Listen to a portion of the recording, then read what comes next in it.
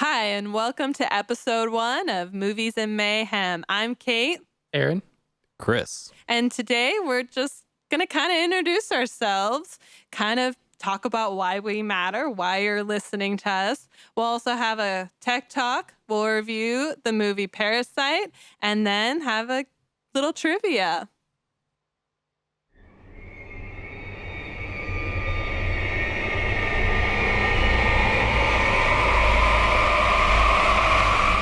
Movies and mayhem.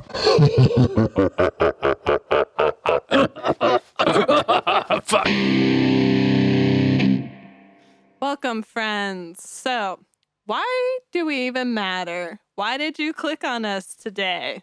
Why is this podcast going to be important to you? So, I guess a little bit about us. We are 3 friends who essentially, how people start bands in their garage, we decided to start a film company minus the garage. We all work full-time jobs and said, screw like doing what society says with, have your job, 2.5 kids, buy the house, and decided to chase our dreams while still paying those student loan bills. So, yeah. We're rebels. We're rebel with a cause or without a cause. I don't know. Dealer's choice. It depends on the day. Yeah, that's very true. So essentially, we again started a film company. We are currently in the middle of trying movie number 3. COVID's not helping. And yeah, Time's the charm. well, hopefully. First one, we had an issue business-wise. Second one, halfway through filming, COVID. And now this one, we have the script, and now we're storyboarding. So we're ready. We're building the foundation for success. So, yeah, technical guy. Making my creative mind fit in a box. I don't know what I'm doing. So let's introduce ourselves. Who are we? We'll start with Aaron. Why me? Because you're across from me. Okay, all right. So, growing up, I was super into music.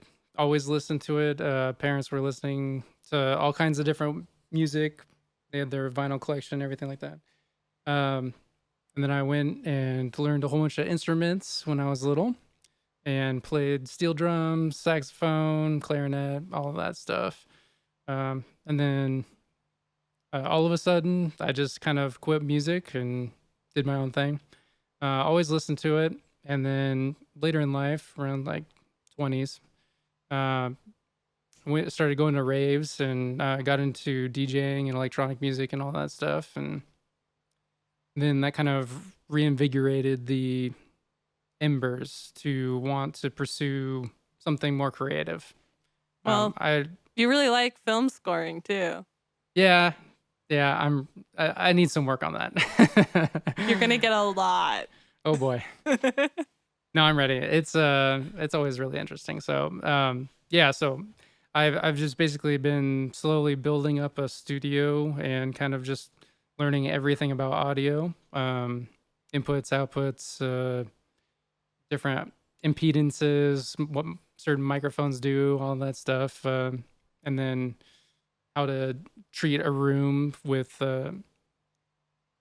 acoustic treatment. I mean, you're essentially a tech expert. Don't let him talk.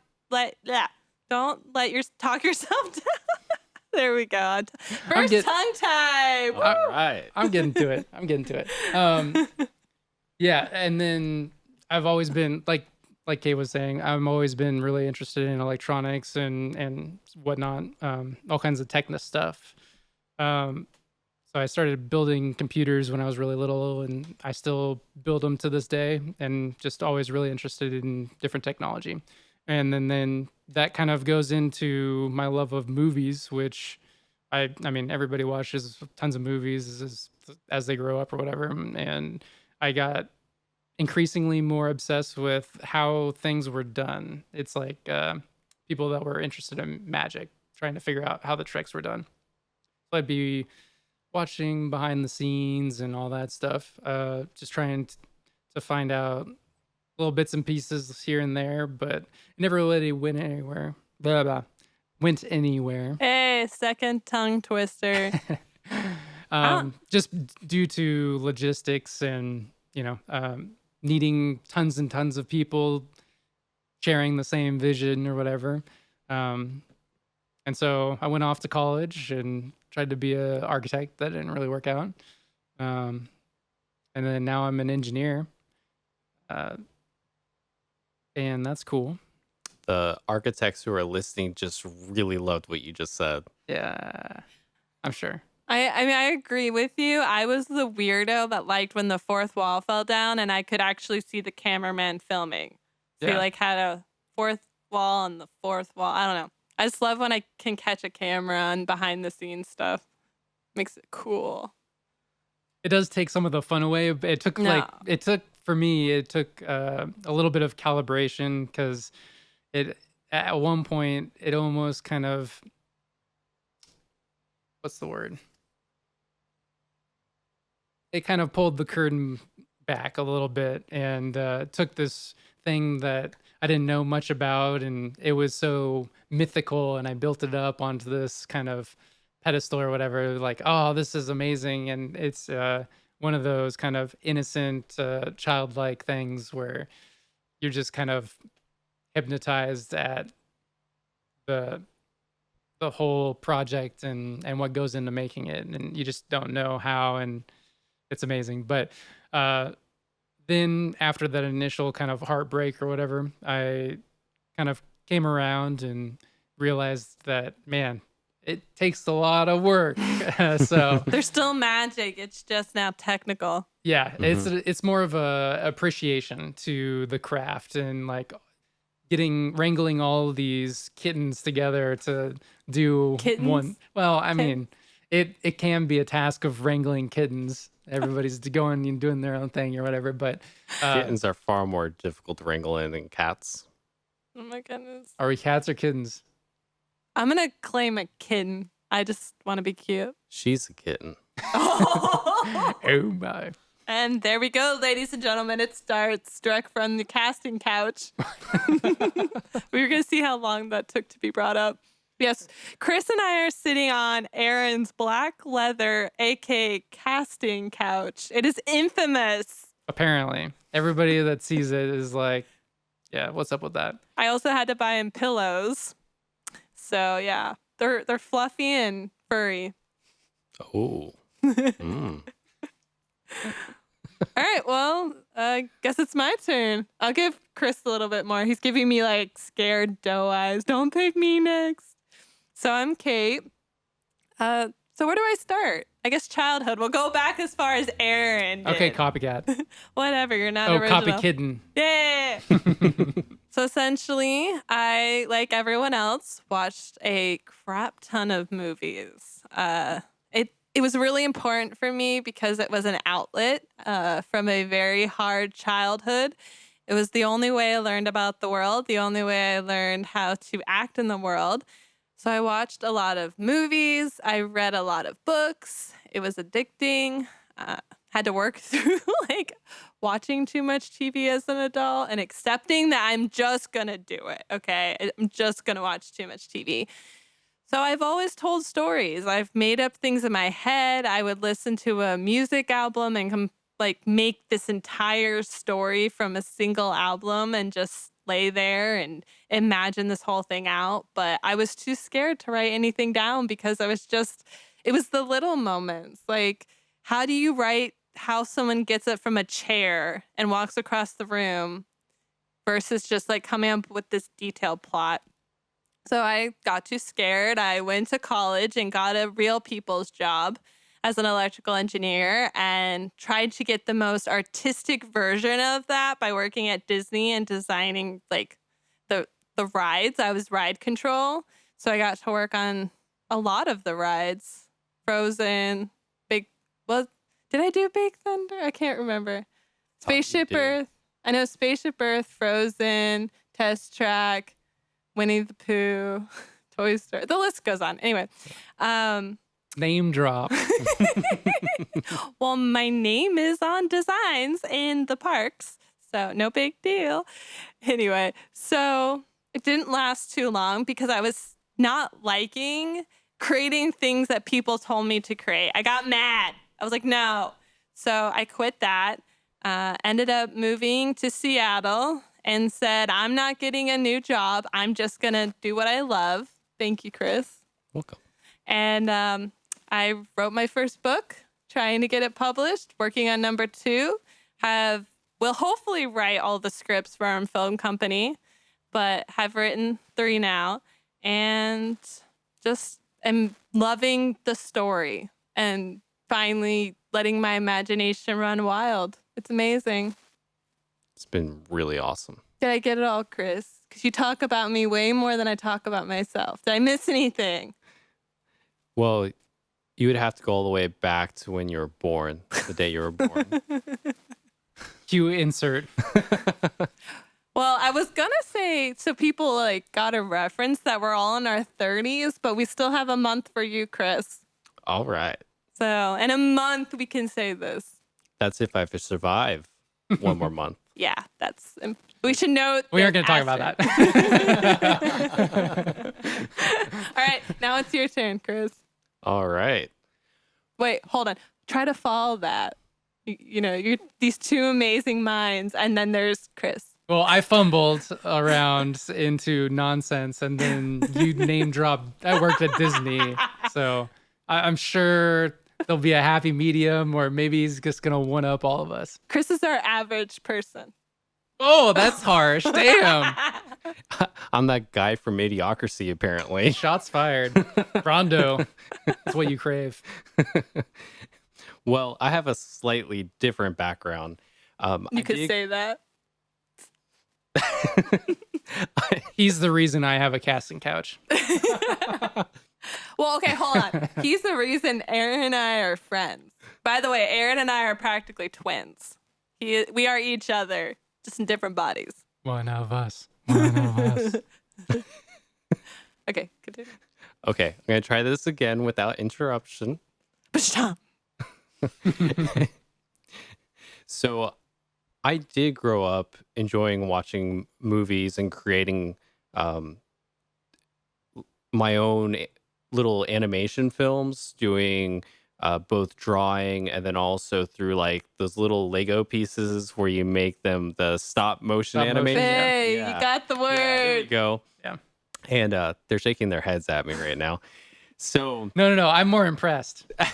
I don't have the patience for that shit. they're like, that average guy doesn't even know what he's talking about. So the funny part is I used to love making them, but I really sucked at the story part. And Then so he met me. I used to steal from my brother. He would come up with stories and then I would make them into films. And then I would show them off to my parents and my friends and be like, hey, look at this movie my brother and I created. But I was the face, so I got a lot of the credit rather than my brother, which... Hustling at a young age. I know. I'm going to do it to you guys too. Don't Yeah, worry. that's fine. I can tell. You're already selling my stories. I'll just turtle back pace into the shadows. So probably when I was about a teenager, I stopped watching movies. I really couldn't get into them anymore. There was like that late 90s to early thousands type film that kind of turned me off. And then Transformers turned me off. And from there, I just stopped watching movies. It turned a lot of people off. So instead, I played a lot of guitar and that was it. But then, yes, then I met Kate. Cue me. Cue Kate. And all of a sudden, I started getting into movies again because she started bringing me all these really cool films to watch. And yeah, from there, I just started growing a bigger and bigger appreciation for films. And acting. He really wants to be in front of the camera. I do. I enjoy the attention. So Uh-huh. I know it was quiet for the most of the beginning of the introduction here, but you know. It's the silent ones you have to be afraid of. So So the other thing is my day job, since everybody was sharing their day jobs, is Batman. No, it's da-da-da. I am a security engineer, went to University of Florida and got my electrical engineering degree. Mhm. So Go Gators. yeah. Yeah, sorry. You're going to hear that a lot. Just from them. So we're a fun little triangle here. So yeah. So now that we know about you know about us. Wow, this is gonna be great. Sorry, guys. Again, a little bit about like why do we matter? So again, we have the film company. What makes us different and why we really wanted to start this podcast was because from researching to find inspiration to get into the industry and to see how people did it. And I mean, even if you look at Blumhouse Productions, which, you know, he made Paranormal Activity with what I believe like $15,000. Like if you even look at these like super micro budget films that make a name for people, like you see that they have these connections in the industry or some sort of start, some sort of way that they got in. And you don't see how the average people like us, aka Garage Film Company, makes it anywhere. And, you know, none of us have connections, but we do have story. We have expertise. We have passion. We said, again, screw it. Let's see what we can do. And let's make it like viable and open to our listeners and hopefully our fans in the future so they have the confidence and the drive and to see how we did it so we can pave a path to. We're taking you along the journey. Exactly. So like hopefully with our gumption and all of that good optimism. stuff. You'll laugh with us. You'll cry with us. There's been a lot of crying lately. Mostly crying. Yeah. COVID. Screw you. But so essentially every podcast we're going to open and start with like where we are with our productions, how we're doing it, anything to fill you guys in on, anything we're learning. Yeah. Anything you guys want to add to like who we are and why we matter? Because we matter. Well, we aren't just Garage Film Company. Okay. Let's give them our name, you know. We're unveiling it. I mean, we can. Okay. No. Let's hide it. But we, you know, but that'll come later. Okay. I didn't know if we were actually like advertising who we were yet. No, we'll keep it a secret. Let's be Batman. Just, you know, we have the podcast name and then, you know, we have our hidden film company name. Yes. We're not ready yet. Okay. We had to pivot so much. And now we're here. Yeah. Starting from the bottom. Yeah. So hopefully you guys stick around. We'll be funny. You'll learn something, hopefully. We make no promises. Yeah, sure. We promise to be ourselves and to tell the truth. We're authentic, real bitches. And there's the explicit warning. He did it first. Now, I popped the cherry. Yeah. Now he popped the cherry. Fuck COVID. I've been dying to say that. I've been saying like screw instead of fuck, but now that he did it. Okay. Also, I'm the token female and I'm loving it. So I'm Wait. Copyright. Oh God. I'm diversity for us. AKA how I got the MC role, you know, drag out the women and the men. Yep. All right, so next up, we're going to talk tech.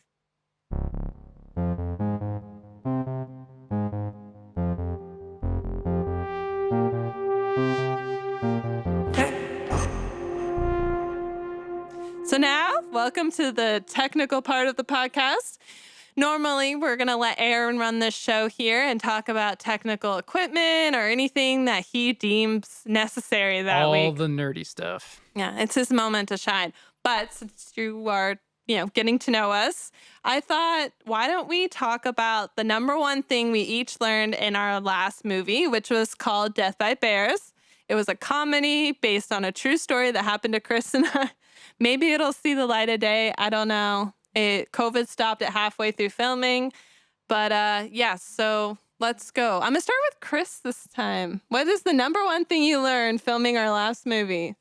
So, I was in charge of craft services. And for those who don't know what that is, that means I provide the food and the drinks to everybody. Well, I provided the drinks, and I forgot about the food, Yeah. even though it was on my to-do list for like a good month. But I never sat down and made it because I kicked the can down the road all the time. So of course, hangry Kate. He should know this. We've been together over 10 years. You should know I get hangry. I was perfectly fine with it. So just from me to you. Uh-huh. He doesn't really eat a lot. Like as long as you don't jumpstart his metabolism in the morning, I feel like you can go like the whole day without eating. You're okay. Yeah, I have endurance. Oh, thanks. I Throw feel him like the that was a shade. dig. Yeah. Now, Kate, on the other hand, Who, you need to feed the director. Hello. We should put that in a sign. Feed the director. You know how Feed the how you have director, the yeah. signs where it's like, please don't feed the bears. It's just feed the director. it's going to be a sign right on the table from now on next like to the a food. golden plaque. Yeah. Yeah. It's going to be, so we were filming in Chris and I's house, and you would see me rummaging in the kitchen like, snacks, feed me. Although you weren't allowed to open the fridge because we had to unplug the fridge so you couldn't hear Yeah. what we were recording. Yeah. Very important. It's okay. Pro tip there. Oh, yeah. There you Tech go. Pro. Unplug the fridge. See, Oh, I can and- give technical advice. Yeah, see, there you go. There we go. Yeah. Well, we actually had a checklist, remember? It was unplug the fridge, unplug the coffee pot, turn off the furnace heat. and Yeah. heat. Yeah, all that stuff. Lock the dogs. They would breathe very heavy because one of them's 150 pounds, the other one's 110. Two gigantic dogs. Yeah, like a bear and a horse. They are. They They're they have more bear. energy than me. Oh, We call them the bear and the kraken. no, the beast and the Oh, sorry. kraken. The beast. Although we did have somebody think that Hubble was a bear when we Yeah. were out hiking once. Oh, really? Yeah. Turned the corner and the lady freaked out. It was hilarious. Yeah, this is my personal bear. No big deal. Yeah. Well, he did scratch our friend's chest. Like, he had scars from it. Oh, man. Anyway, so you'd see me in the kitchen like squirrel. Oh, I already said that. Actually, I was saying Chris made up for the food because we would go eat our weight in pasta after. Oh yeah. That was so good. Oh, Yeah. that was fantastic. Totally worth it. But I still had to deal with a hangry Kate for a good 12, 15 hours. It Yeah. was a long filming day. We might have had So- one 15-hour day, but yeah, I think we got around like 12 Yeah. Yeah. most of the time. Yeah. It'd be late. It'd be late before we get the pasta. Yeah. Like we would get it at like 8:30 at night. Yeah. Ooh, so yeah, feed your crew. Yes.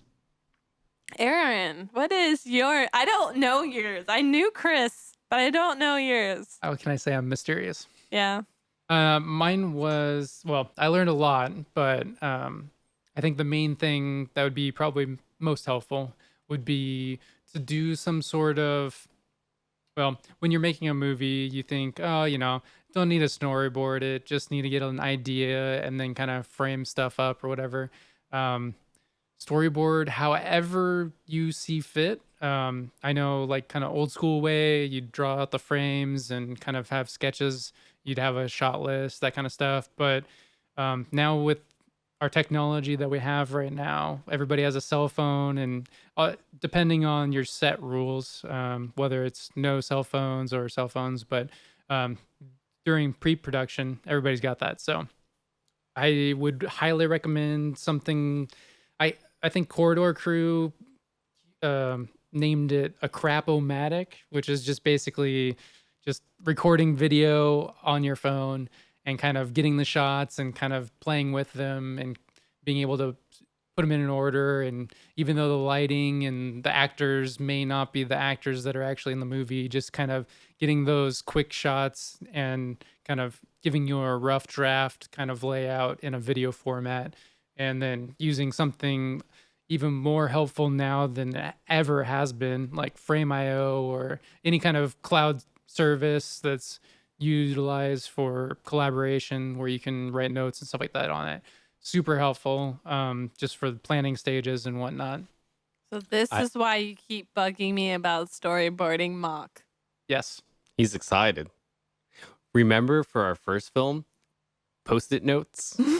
Yeah. No, that was good. We took a science board, like the science poster board? boards, and then we drew little stick figures and then put them on sticky notes, post-it notes, and put them onto the board.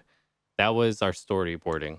I mean, at least we did it, but we're learning how to what works best for our brains and how we work and whatnot. So hey, we're still experimenting. for not having a storyboard, I think it still like looks pretty good. Oh yeah. Yeah. I just the anxiety in me though. Yeah. I think me too. I mean, I'm going into this as the quote director and I don't know what I'm doing. So it helps. Yeah. It's a process. I like telling the story. I'm also like way too type A. So like the first film, I was not the director. And I was Explain type A. Attention to detail, don't like let other people make the decisions. It has to be my way. Mm. And in the first movie, I wasn't the director, and I was sitting there like, don't say too much. Let him do what he wants. It's okay. AKA Aaron. That's the him. Yeah. I was like, okay, just stand back. Just. And then he was like, I can't direct and be the cinematographer. It's too much. And I was like, okay, me. Yeah, having to deal with the camera and The actor at the time. And at the actor at the time and focus and all that stuff. Lighting. Yeah, it was way too much. Yeah. It was a lot. Yeah. Well, now Really I can was. make the movie how I see it in my head, which is like my ultimate goal anyway, to be director, screenwriter. So this is good. But I still don't know what I'm doing. We're figuring it out. So I guess it's my turn. My biggest thing, especially in the director's role, was, and we're taking care of it now, is having a big enough screen to be able to rewatch what was filmed. In Death by Bears, I'm in it as well. That was the most difficult part, I think. Yeah. Having to rewatch and whatnot. Whereas now you aren't in it. Which means having another like external screen that I can watch away from you, so you can move around. Something that's also a little bigger, because we found out later in a couple of shots we had to like completely redo them because something got in it. Like There was the boom mic, there was the mic cord- cable. yeah. Yeah. And then also having a way to listen to the audio at the same time, because we'd be like 1, 2, 3. Hit the sound, hit the screen to like let hear me at the same clarify time. that for them. It's a tube system recording for the audio. So the camera is doing junk audio or whatever, and then I have a separate recorder that is recording the boom mic or a small condenser mic to record the actual good audio, and then it syncs up in post. So having that and trying to replay it is the whole thing. But they're two external systems, so in order to replay them at the same time, you have to count down. Like and hit 1, play. 2, 3. Yeah. It's like how we watched Netflix when we were first dating over Skype. Yeah. 1, 2, 3, play. But yeah, so I think that was really important because I couldn't get the feel to be like, okay, we can move on to the next shot. It was just more like fingers crossed, pray it works, which also leads to except for cameos, I'm not going to act in my movies. I can't do the acting. Well, never say never. I mean, for right now. I said cameos. I will do cameos. Oh, yeah. All right. I'm Night Shyamalan, and the guy who did Thor Ragnarok, I forgot his name. He was in it. Taika Waititi. Yeah. So he was a cameo. He plays the alien, which I love. The rock alien. I forgot his name. But yeah, so being a director, you need to be able to see what is happening real time on set. And that was my biggest lesson. Besides, I don't want to be an actress for now. But as you can see, as I'm explaining and just calling things it and that, Aaron's coming in to give you the technical 101 on it. So this is why he will rule this section normally, right? Yeah, we'll be talking about codecs and external recorders and what bit rate you need to record stuff at and which log to use, all that stuff. And if post-production, if that went over your head like me, well, that's Then why you should. Yeah, that's why you need to be listening. Yeah. So just another reason as you learn about us. So next up, we're gonna. There's another tongue tie, guys. Anyway, next up, we're gonna review the movie Parasite. Let's all go to the lobby. Let's all go to the lobby. Let's all go to the lobby. Shh, movie review. So, if you don't know about the movie Parasite, what rock have you been living under? Especially now. You've Yeah. got all the time to watch that movie. It's on Hulu right now. Yeah. Like, there's no excuse. And if you have Spotify, you get Hulu for free. Yeah, exactly. I mean, this is the first international film to win an Oscar. This is huge. Groundbreaking. I know. And for the people that said an all Asian cast wouldn't draw in the crowds with Crazy Rich Asians, here's the second movie. I mean, yeah, it's international, but like, here's a second movie on an American stage to just sweep away. Because what else did it win? I don't remember. Do you remember? There was a few awards. I can't recall exactly which ones. But it's groundbreaking. Like in this time when like we're screaming for diversity and like art and stuff, this is beautiful. This is history making. It's refreshing. Yeah. Really. And so yes, if you have not seen it, this movie is amazing. It was. I'll be honest. I had a totally different idea of what it was going to be going into it, but coming out of it, I was pretty happy, and the title was very clever. Mm-hmm. Mm-hmm. Well, a lot of people, because I've been trying to get everyone I know to watch this movie, Yeah. especially if they have Hulu. A lot of people are like, I'm not going to watch a movie like that because they honestly think it's a horror movie. And Yeah.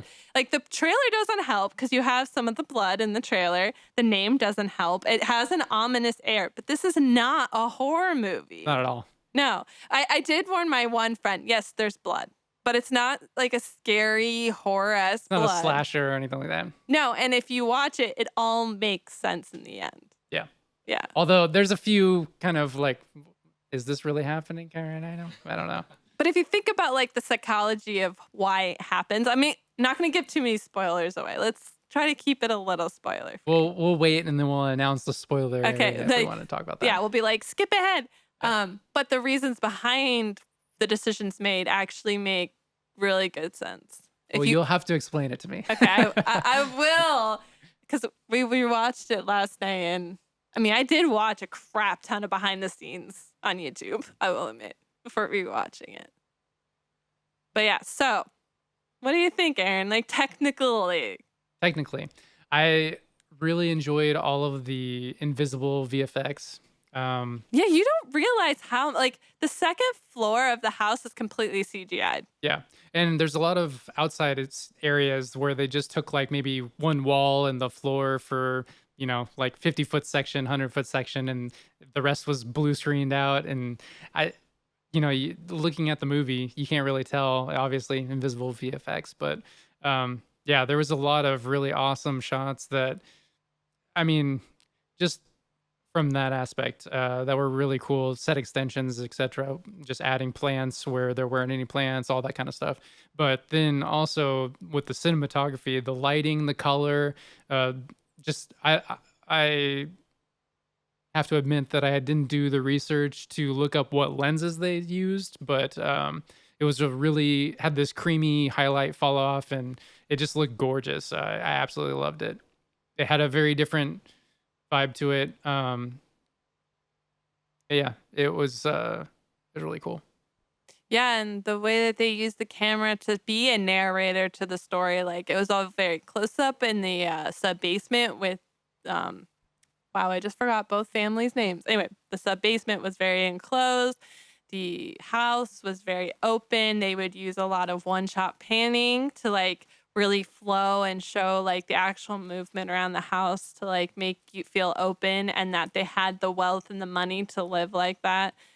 I also saw something about how like the two windows between the sub basement and the house were actually their own characters in the story. And if you look at the angle they were shot, it was almost like they were both having conversations with themselves, because the basement was always shot from the right and the house was always shot from the left, in the way that they were both like, yeah, there's a lot of symbolism in how they shot all the different So scenes. much. It was really cool. So much symbolism. There's a lot of layers.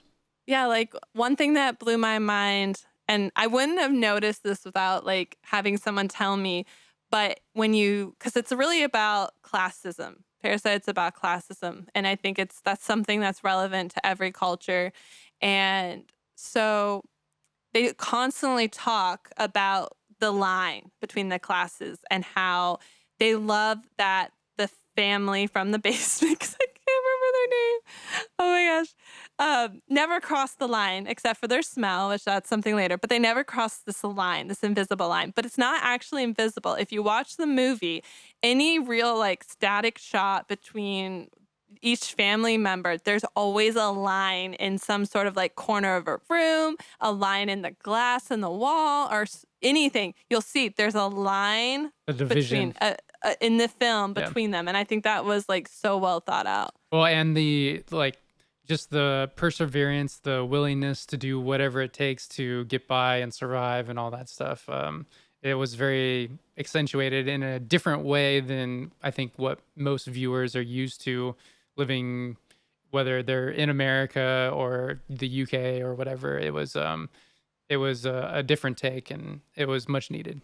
Yeah, and the title really comes into importance because it asks, like, who is the parasite? Is it the poor side, leeching off the money of the rich, or is it the rich leeching off, the working Everyone else. back of? Yeah. Because if you notice, like, okay, spoilers. Let's enter spoiler realm. So All if right. you've not watched the movie, do not continue for like a couple minutes. And while you wait for that, so the Kims Oh, it's the Kims. are the ones from the lower class. Okay, and the Kims are Parks the basement ones- family, Yeah, and the the Parks. Parks. Okay, From.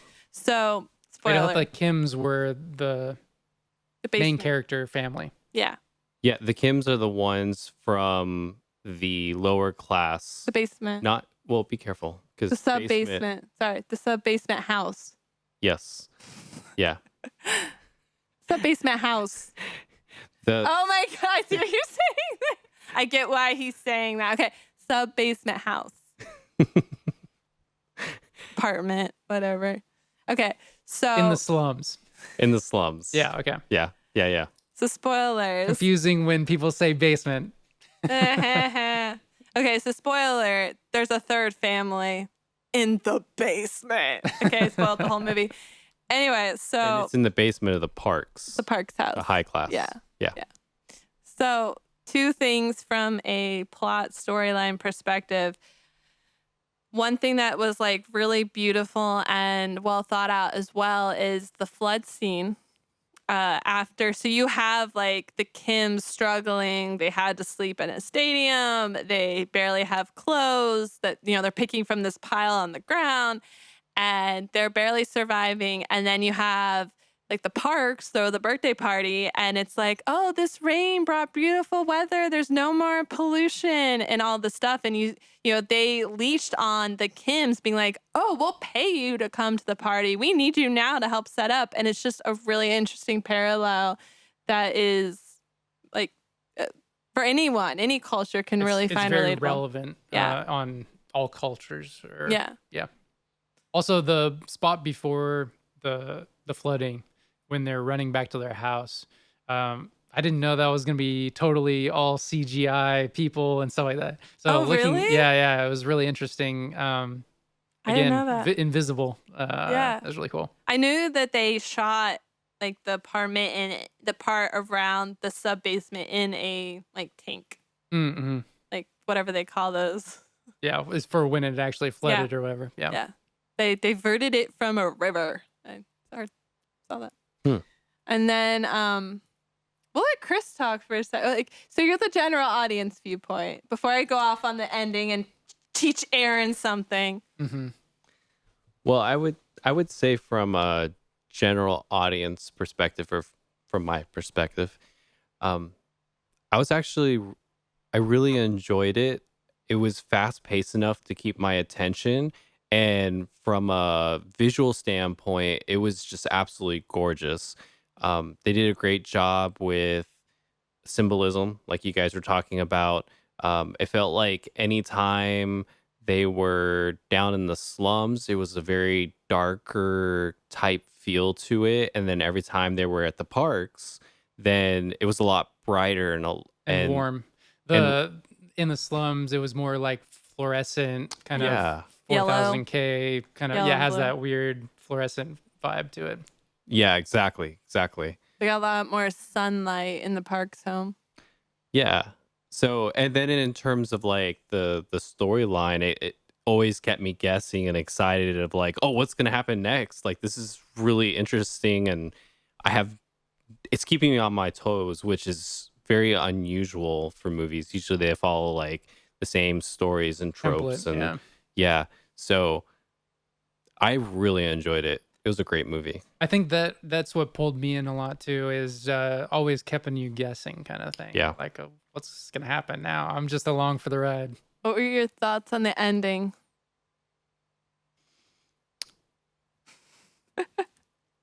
Well, It's divisive. the first, so we watched it twice. Both times it kind of rendered me speechless. Very true. It's not what you expect, and it hits you really hard really quick.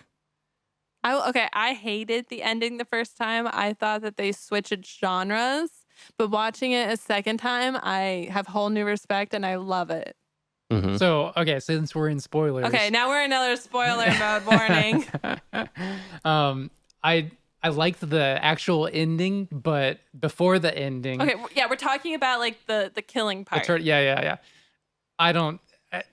I mean, I can kind of see some areas where the character had motivation to do that, but for the most part, I was just kind of like, that's a random decision. But okay, he's living.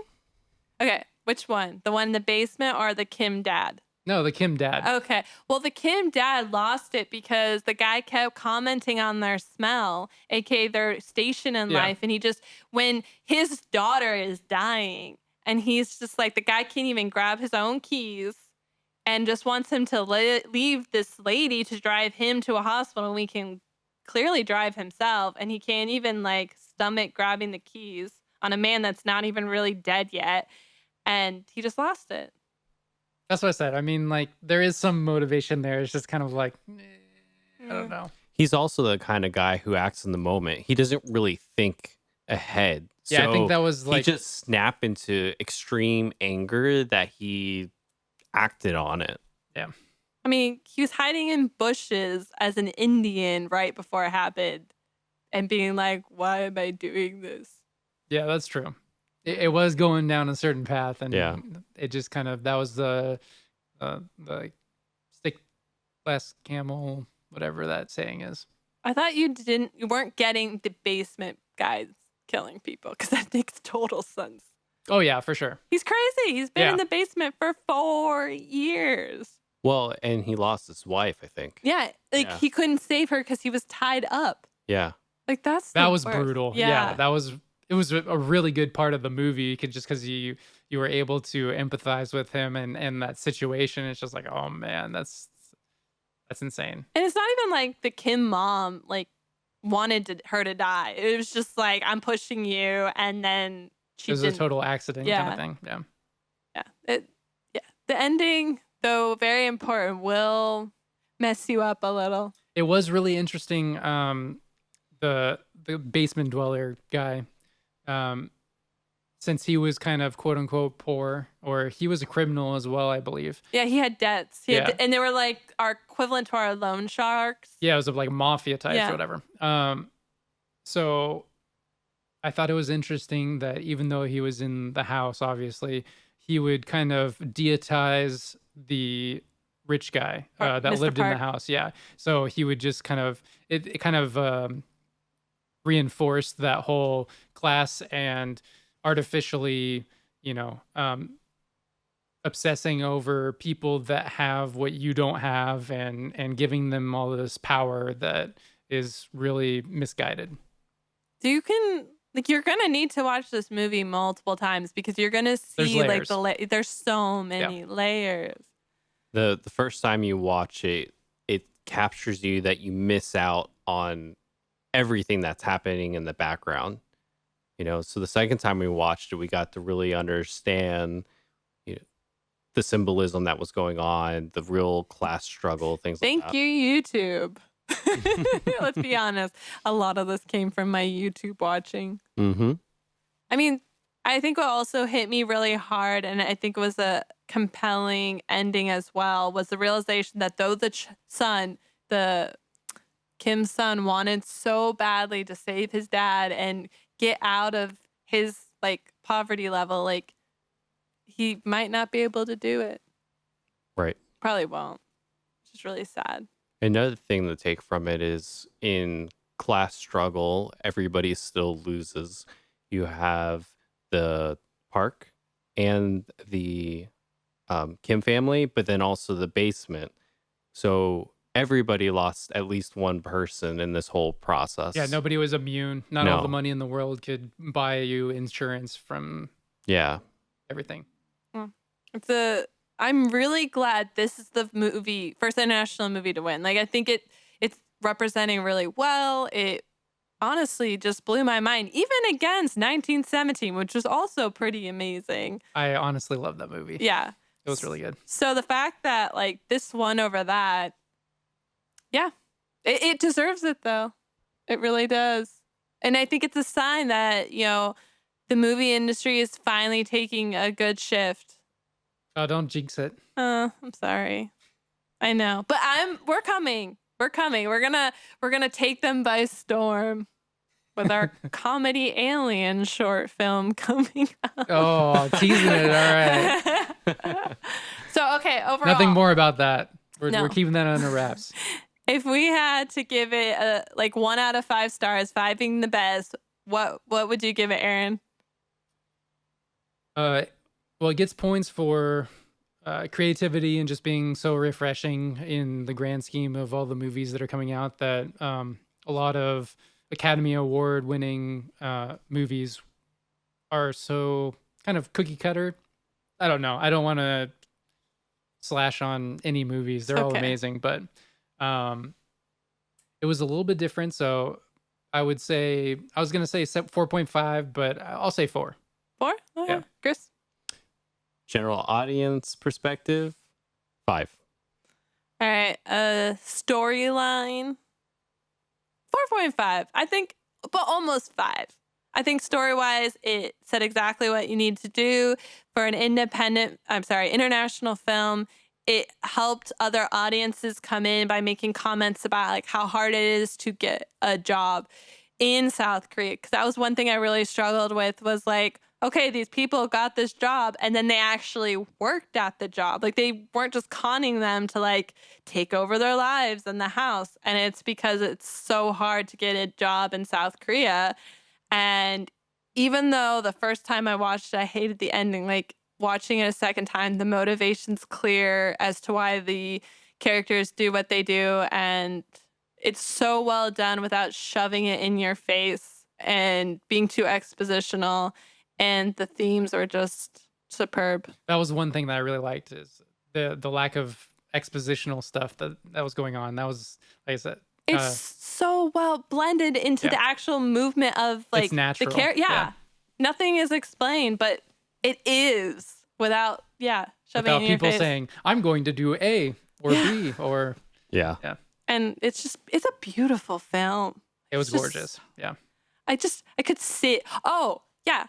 My favorite part. I had to mention this, but like when the Park mom is looking outside and the reflection of her son's teepee is in the glass next to her, like that just blew me away. It was just so beautiful. I actually missed it, and you pointed it out to me, and I had to rewatch it. Did you catch it? I did. Yeah. It was really Okay. good. I know, right? Okay. So that's it for our Parasite movie review. Make sure you watch it. Right now it's on Hulu, so there is no excuse not to watch it. And next up, Chris is going to finally run the show with Game Time or Trivia. Trivia.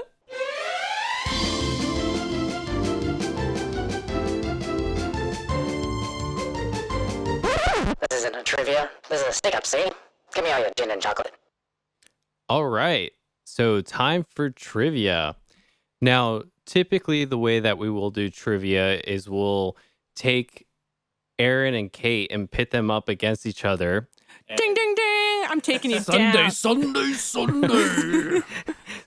So we'll see which one can win. And I think we set a limit of like after 5 wins, the other person has to buy a drink. Yeah, first Yeah. person to 5 wins, and Yeah. we're gonna keep track. I didn't agree to this. Now you have no choice. I will bug you till you buy me my drink. So I already think I'm a winner. Are we specifying what drink or is it dealer's choice? Dealer's choice within a price limit. And the dealer being the winner? Yeah. Okay. So sometimes we'll also do where we'll have you pick like a top 5 of something. So it'd be like your top favorite movies, your top 5 favorite characters. Today, since we want to learn a little bit more about the two of you, we're going to do 3 movie characters you relate to the most. And this does not go towards the drink count. No, it does not. We're not going to be fighting whose 3 choices are better. Yeah, so how is this judged? We're not Well, we're not. Yeah, this one's not. Okay. The other one will be trivia, which means it's right or it's wrong. Okay. So it's either trivia or name the movie the quote's from, which is going to be fun. Aaron is quaking in his boots right now. What movie is that from? I don't know. Is that from a movie? I have No. no idea. No. My brain was thinking, there's a snake in my boot. Yeah, that works. What Story. movie is that from? Toy Story. See? We got this. He's I not own- gonna pick obscure quotes either. No. Okay, so what was today's again? All right. So today is the 3 movie characters you relate to the most. And we'll have Aaron go first. I'm going to pass because I didn't do any research on this. No, let's see. 3 characters from movies. I'll go with Paul Walker from Fast and the Furious. Oh my goodness. Are you gonna explain why? I do not need to explain anything. The Velociraptor from Jurassic Park. The Velociraptor, not Blue, not anyone. The- The Velociraptor. In the OG movie, the one that sneaks Yeah. up on the guy and he goes, "Clever girl." I know we're not picking winners, but Aaron wins. Whatever. Sweet. I didn't even have to say 3. This doesn't count. I'm calling it. But hold on. There's 3. Come on. Let's see. Just to round it out in this epic trifecta, John McClane from Die Hard. Oh my goodness. All right. Sorry, world. I've not seen Die Hard yet. I thought you were going to say Chris Armada from Death by Bears, but okay. That okay. movie hasn't come out, so technically I can't say that. And now we're going to switch over to Kate. Okay. So remember how I said I like to control the show? So I'm already You can't control me. I'm already twisting this question to my own devices. She's bending it for her will. So, You will not get away with this. yes, he cannot take my microphone away. Well, I have the controls. Whatever.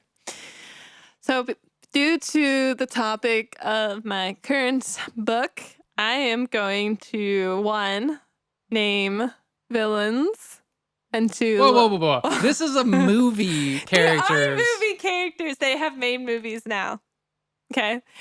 And Okay. essentially like superheroes.